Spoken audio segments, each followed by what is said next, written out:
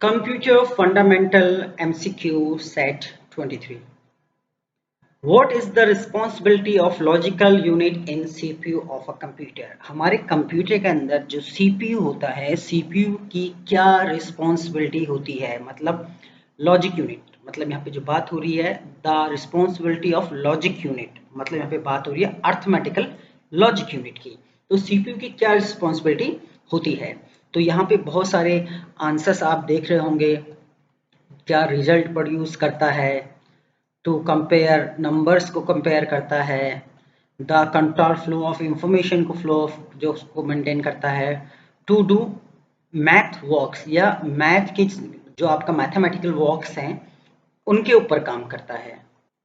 तो यहाँ पे साफ तौर से आपसे पूछा जा रहा है कि लॉजिकल यूनिट की कंप्यूटर में क्या भूमिका होती है। तो इसका जो सही आंसर है वो है टू कंपेयर नंबर्स। तो यहाँ पर क्वेश्चन नंबर 11 का सही आंसर है B. Question number 12, the secondary storage. जो सेकेंडरी स्टोरेज का मतलब है कि यहाँ पे जो आपकी सेकेंडरी मेमोरी होती है, जैसे hard drive, pen drive, memory card, CD, DVD, ये जितनी भी सेकेंडरी मेमोरीज होती हैं, the secondary storage device can only store data but they can not perform. मतलब ये डेटा तो स्टोर कर सकती है पर क्या परफॉर्म नहीं करती हैं, ये अर्थमेटिकल ऑपरेशन परफॉर्म नहीं करती हैं, लॉजिकल ऑपरेशन परफॉर्म नहीं करती हैं, फैच ऑपरेशन परफॉर्म नहीं करती हैं। तो ये सारी चीजें स्टोरेज मेमोरी नहीं करती है। तो इसका सही आंसर है आइदर ऑफ द अबव। तो क्वेश्चन नंबर 12 का सही आंसर है D.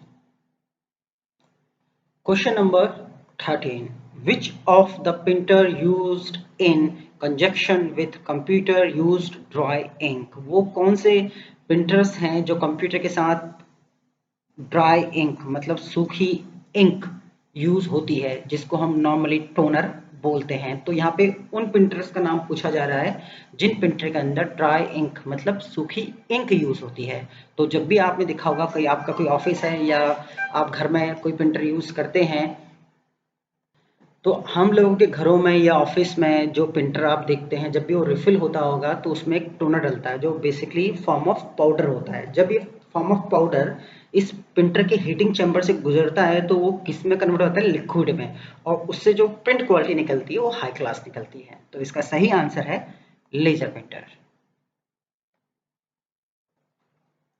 Question number 14, which of the following product. तो यहाँ पे बात हो रही है प्रोडक्ट की। The best quality graphic reproduction. जो ग्राफिक का प्रोडक्शन होता है, जो ग्राफिक्स प्रिंट निकलते हैं या ग्राफिकल प्रिंट आउट निकाले जाते हैं, तो हाई क्वालिटी बोलो या बेस्ट क्वालिटी जो प्रिंट निकलते हैं वो किस प्रिंटर से निकलते हैं। तो उसका सही आंसर है सी। प्लोटर एक ऐसा प्रिंटर है जब आपको हाई क्वालिटी ग्राफिक प्रिंट्स चाहिए होते हैं, मतलब बड़े बड़े प्रिंट्स चाहिए होते हैं, तो उस केस में हम यूज करते हैं प्लोटर का। Question number 15, which of the following memory allows simultaneous read and write operation। मतलब कंप्यूटर की वो कौन सी मेमोरी है जो एक साथ पढ़ने और लिखने की अनुमति देती है। तो इसका सही आंसर है रैम। हमारे कंप्यूटर की रैम एक ऐसी मेमोरी है जिसपे आप पढ़ और लिख दोनों एक ही समय में सकते हैं, मतलब एक ही समय में आप दोनों काम कर सकते हैं। तो इसका सही आंसर है B. Which of the following memory has the shortest access time. वो कंप्यूटर की कौन सी मेमोरी है जिसका जो एक्सेस टाइम होता है बहुत शॉर्ट होता है। तो हमारे कंप्यूटर में एक मेमोरी होती है cache memory. Cache memory basically क्या होती है, आपकी सेकेंडरी मेमोरी से कोई भी इंफॉर्मेशन जब आपकी सीपीयू में जाती है तो सीपीयू क्या करता है, सीपीयू के अंदर ही आपकी कैशे मेमोरी होती है, तो वो कुछ इंफॉर्मेशन को, नेसेसरी इंफॉर्मेशन को अपने पास कुछ समय के लिए स्टोर करके रख लेता है। इन फर्दर आपको उसी इंफॉर्मेशन की अगर दोबारा से जरूरत पड़ती है तो उस इंफॉर्मेशन को कंप्यूटर सेकेंडरी मेमोरी से ना उठा के कैशे मेमोरी से उठा लेता है। तो इसका सही आंसर है cache memory. A 32-bit microprocessor has the word length equal to। जो 32-bit माइक्रोप्रोसेसर है उसके वर्ड की लेंथ इक्वल टू किसके है। तो इसका सही आंसर है C, 4 byte. Question number 18, an error in computer data is called. अगर आपके कंप्यूटर में किसी तरह का कोई एरर आता है, मतलब अननेसेसरी कोई एरर ऐसा आ जाए जिसकी वजह से आप कंप्यूटर पे काम नहीं कर पा रहे हैं, तो उस एरर को कंप्यूटर की भाषा में बोलते हैं bug.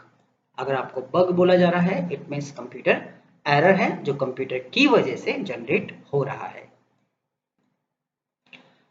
A set of information that define the status of resources located to a process is। तो यहाँ पर जो आपका कंप्यूटर में भी जितने रिसोर्सेस लोकेट हैं, जो इंफॉर्मेशन की सूचना को परिभाषित करते हैं, उसको बोला जाता है डी, प्रोसेस डिस्क्रिप्शन। पर अगर आप यही सेम क्वेश्चन चैट जीपीटी से पूछेंगे तो चैट जीपीटी इसका सही आंसर बताएगा प्रोसेस कंट्रोल, पर इसका जो सही आंसर है वो है प्रोसेस डिस्क्रिप्शन।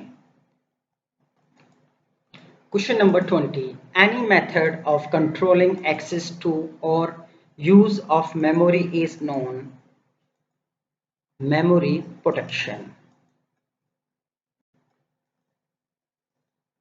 तो इसका सही आंसर है बी। उस मेथड को हम बोलते हैं मेमोरी प्रोटेक्शन, जिसके थ्रू जो मेमोरी है उसके एक्सेस को कंट्रोल किया जाता है। तो चलिए मिलते हैं फिर किसी नेक्स्ट वीडियो में।